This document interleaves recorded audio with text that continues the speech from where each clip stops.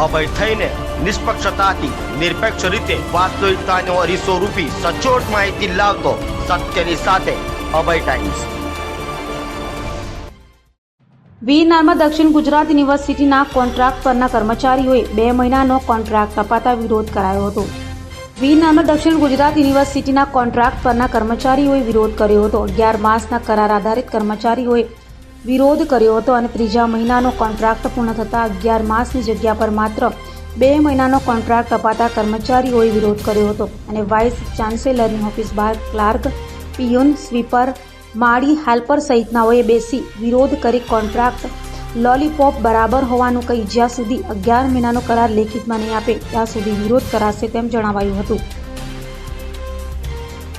મારું નામ વર્ષા પરમાર છે। હું ડિપાર્ટમેન્ટ ઓફ આઈસીટી પર છેલ્લા 11 વર્ષથી જુનિયર ક્લાર્કના 11 માસ કરાર આધારિત તરીકે કામ કરું છું।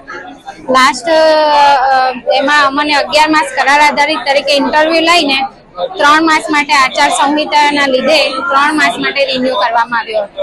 ત્યારબાદ પણ અમને કહેવામાં આવ્યું હતું, બાંહેધરી આપવામાં આવી હતી કે અમને હવે પછી 11 માસ માટે કરવામાં આવશે, પરંતુ ત્યાર પછી પણ 2 માસ માટે જ કેમ રિન્યુ કરવામાં આવ્યો એ અમારી ખાસ મૂંઝવણ છે અને એ 11 માસ ક્યારે કરશે એ અમારે જાણવું હતું।